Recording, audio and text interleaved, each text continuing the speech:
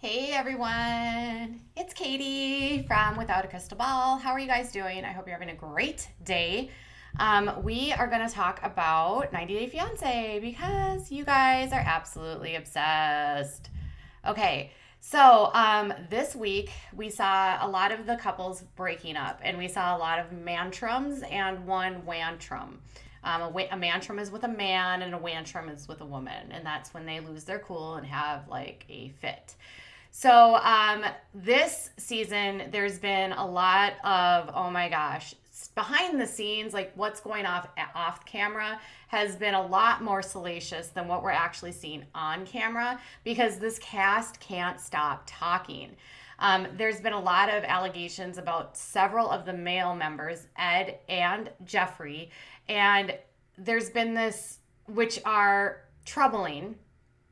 And then there's been this heightened distrust for Stephanie and her, what some fans believe is narcissistic or selfish behavior. Obviously, with any television show, we always have to kind of like take things with a grain of salt and know that there's editing in place, that production and film crews are sometimes manipulating and causing things to happen. There's the stress of being on film, on camera, meeting someone for the first time and having everybody around you. It's a lot for a lot of people to take in, and it makes for good TV. But we also know that TLC manipulates and fabricates some of these storylines, or has allegedly fabricated some of these storylines in the past. We had Frauded by TLC's Katrina on last week, who shared with us about how they manipulated scenes with David related to his Lana storyline.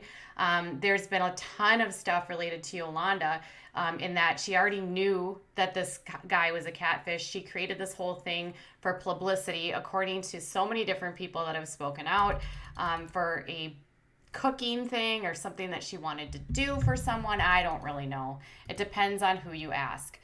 And it's pretty clear that the Yolanda stuff was a reenactment. Now, for the very first time on the show, we're seeing a same-sex couple, and with that, there's been a lot of questions about, is Stephanie really, is she not?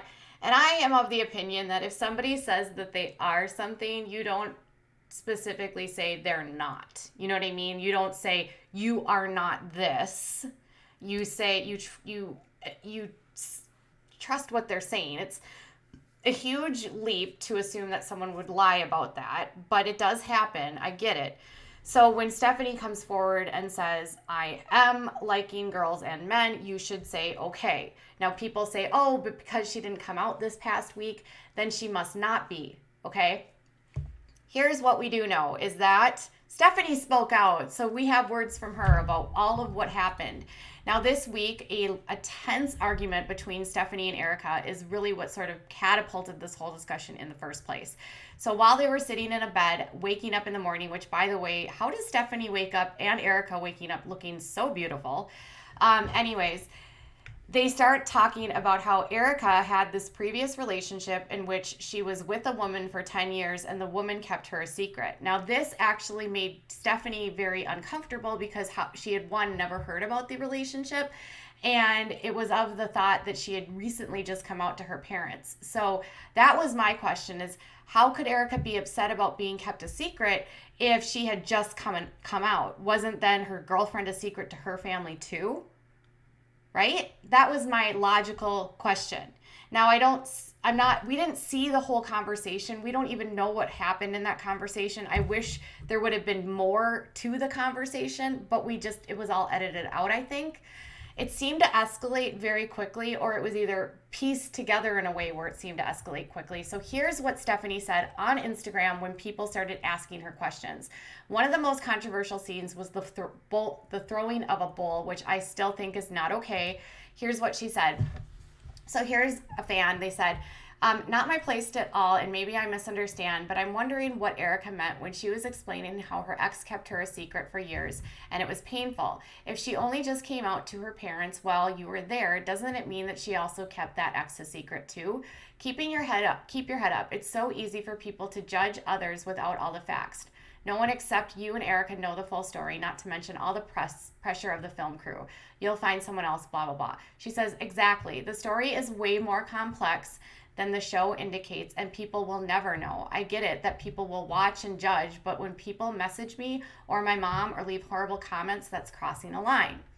So there's clearly things that were left out of that we just won't know. And that person has the same questions I do. Like, if Erika is sad that she was kept a secret, didn't Erika then keep her a secret too? Or did Erika lie about coming out? I would assume she didn't lie about coming out. And then somebody actually called her out for the plate, the throwing the bread in the plate. And she says that the bread throwing was extra. I really thought the bowl was just plastic, and by the time it flew out of my hands, it was too late. They said they didn't blame her for, being upset with that admission by Erika. And then when people said it's hot, when, it was like people were calling her out for actually throwing the ball, she said, first of all, I didn't throw the ball at anyone. I threw it on the ground. Second of all, the whole exchange was to a degree planned out by production. The bread throwing was planned. The conversation, not so much. So I'm wondering if when they woke up, production asked them, because you don't just wake up with cameras in your face, right? They woke up, they had to welcome people into their room because the camera crews don't stay there all night. So they entered the room. They have to pretend they're waking up having this conversation, which is probably why they both looked so damn camera ready, right? So I wonder if production wanted them to discuss maybe Erika's reservations or about what they, about coming out. Maybe that was sort of the planned aspect of it. Now, the conversation may have escalated, so they might have said, hey, will you please talk about whether or not you're going to come out, and can you express your concerns to her about why she hasn't yet, Erika? That's how I could imagine it going. And then she continued, and she said, yeah, we knew there would be a talk, and we joked beforehand about me throwing bread. So they knew that there was going to be a talk about her not coming out to her mom, okay? So we joked beforehand about me throwing bread. We didn't discuss the bowl, but the bread was in the bowl, and the convo had escalated and spiraled so much that I wasn't even thinking straight. So they had planned to talk about Erika's concerns about her not coming out, and Erika sharing why she wants stuff to come out and why she doesn't want her to be a secret, and talk about sort of summarizing their trip together, okay? Clearly it escalates and she throws the bowl. She says, yes, and what was completely cut from the scene was me telling Erika I was not going to come out via the call. She knew I wasn't coming out. It was simply to introduce her to my mom. So she's claiming that when she actually calls her mom and they go on Skype, before they even do it, she tells Erika that she wasn't going to do it via that phone.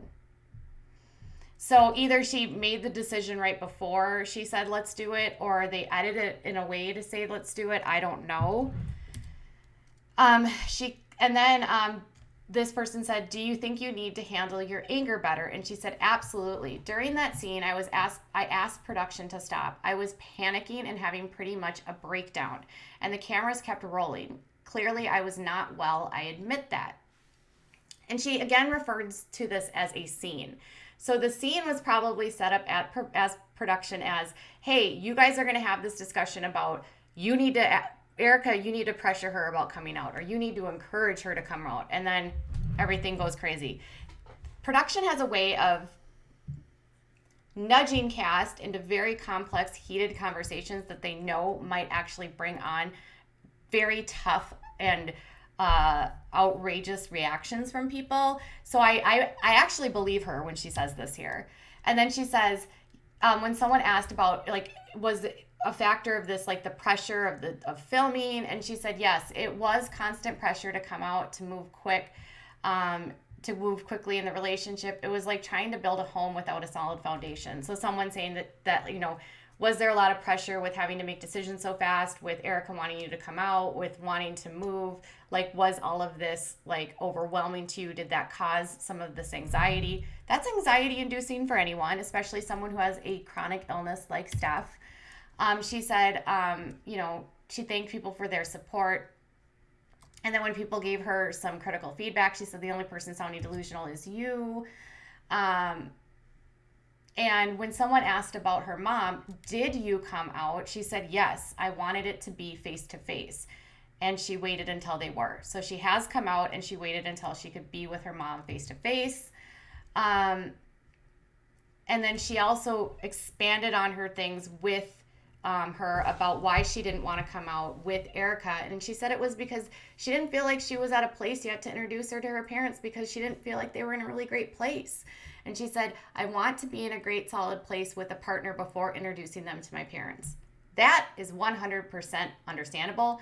And after everything that they went through, maybe she didn't feel comfortable. Maybe she wasn't ready to move forward. Maybe she wasn't feeling confident about the relationship. In this relationship, it's clear that Erika is more whimsical and more willing to sort of go with how she's feeling in the moment. And it's clear that, Stephanie is more deliberate and more cautious and more conservative.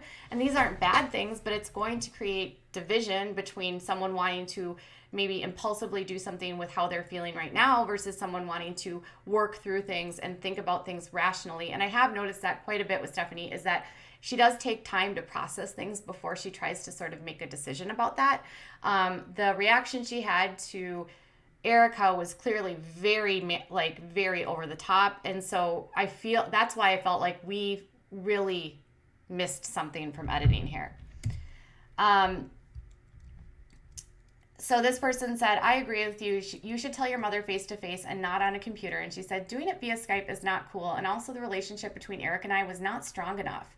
After the 3 weeks for me to take her a leap of confidence and introduce her to my mom, I usually take my time in introducing partners to my mother. If she's conservative and cautious like she's been this whole time, I would actually say that makes sense for Stephanie.